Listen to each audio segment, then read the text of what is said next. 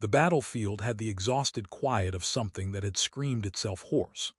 Twisted hull plates lay half buried in ash, power conduits blinked like confused fireflies, and the air still smelled faintly of ionized regret. The engineer picked his way through it with the patience of a man who had learned that haste was how you lost fingers. He spoke to himself as he walked, not out of fear, but out of habit. Silence, he believed, encouraged bad ideas. He was arguing with a portable scanner that insisted everything nearby was either critically damaged or beyond hope when he saw her. She lay against the broken flank of a cruiser, one knee drawn up, one hand pressed to a fracture in her armor that hissed softly as it leaked energy. She looked human enough to make his brain relax for half a second, and alien enough to make it snap back to attention. Her ears were long, tapering elegantly back through dark hair, and they twitched when he stepped too close. "Oh," he said, because no one ever said the right thing in moments like this. "Good news, you're not scrap." Her eyes opened, sharp despite the pain. "That is comforting," she replied, voice steady in a way injuries usually disagreed with. He crouched, hands open, palms up, showing tools rather than weapons. "I'm an engineer," he said, "which means I fix things. Sometimes I fix people. I'm not very good at the second one, but I try." She studied him as if he were a puzzle assembled incorrectly. "You are unarmed." "I prefer to think of it as optimistic," he said. "Also, I lost my rifle 2 kilometers back, and I'm hoping it feels guilty and comes home." A flicker crossed her face, amusement perhaps or disbelief. "You should leave," she said. "This place is not safe." He glanced around at the ruins, the quiet sky, the smoldering wrecks. "I think the danger already had its fun," he said. "Besides, you're leaking. Armor breach, maybe a cracked regulator. If I don't seal that, you'll be unconscious in minutes, and then I'll feel very rude." She hesitated, then nodded once. Up close he could see the precision of her features, the way pain was something she managed rather than endured. He set to work, tools clicking, fingers moving with the ease of long practice. As he worked, he talked about faulty designs, about how military contractors never left enough access panels, about how his last job involved a mining drone that had developed what he swore was an attitude problem. "You speak as if this is ordinary," she said. "It is," he replied. "Broken things are everywhere, they don't care who you are."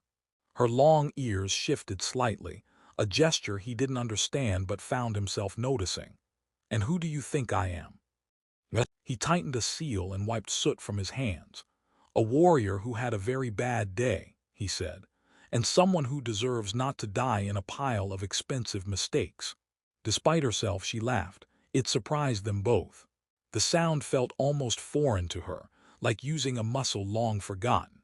He glanced up, smiled briefly, then returned to his work, unaware that across the galaxy her name bent entire councils into silence. For now, she was simply there, wounded and watching, unsettled not by fear or pain, but by the strange calm of a man who helped without asking what it might cost him. She regained strength in careful increments, like a system rebooting without permission to rush. He noticed it the way engineers noticed everything, by the way her breathing evened out, by how her fingers stopped clenching when distant metal shifted, by the subtle return of impatience in her eyes. He approved of that last part. Impatience, in his experience, was a sign of survival. "You're healing faster than my last patient," he said while recalibrating a portable field generator. "Granted, my last patient was a cargo loader with a cracked logic core, but still, impressive." She sat more upright this time, testing her weight, ignoring the sharp protest from her side. "You compare me to machines often." "Only the good ones," he replied. "The bad ones explode." That earned another quiet laugh, one she tried and failed to suppress. She looked away, long ears angling back in what he suspected was embarrassment, though he had no official documentation to confirm this. "You are strange," she said. "Occupational hazard," he answered. "You spend enough time talking to broken systems, you forget how to be normal, assuming normal ever existed." They rested in the shadow of wreckage while the field generator hummed, bending sensors and heat signatures away from them. He explained it cheerfully, like a man showing off a clever kitchen appliance. She listened with more attention than most commanders gave their admirals. When she asked questions, they were precise, unsettlingly informed, and he found himself simplifying less than usual. "You've had training," he said at last. "I've had responsibilities," she replied. "Ah," he nodded. "That explains the posture. Responsibility does terrible things to the spine." Her gaze lingered on him longer than necessary. "You fear nothing here." He shrugged. "That's not true. I'm terrified this generator will overload and cook us both.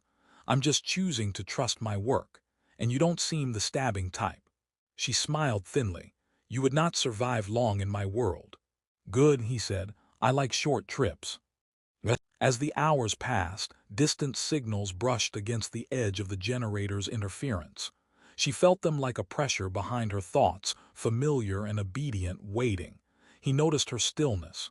"You okay?" he asked. "You just did that thing, where people look like they're listening to voices." "Old habit," she said smoothly. "Command noise." He nodded, accepting it without question. That unsettled her more than suspicion ever would have. Entire civilizations had been built on the assumption that her presence demanded recognition. This man offered none, and in doing so, gave her something dangerously rare: silence. When he finally leaned back, stretching with a groan, she asked, "Why did you help me?" He considered this seriously, as if it were a technical problem. "Because you were there," he said. "Because you were broken, because I could." Pick whichever sounds best. None of them did. All of them did. She looked at him, this human engineer with oil-stained hands and an incurable habit of kindness, and felt the weight of galaxies press uncomfortably against a moment she was not ready to end. The first sign was the silence changing shape. He noticed it before the sky did, before the sensors in his generator stuttered and gave up in embarrassment. Silence, when it bent, usually meant something very large was arriving politely. She felt it too. He saw it in the way her shoulders settled, not with relief but with acceptance. The long ears angled back, not in pain now but in focus. When she stood, there was no hesitation this time.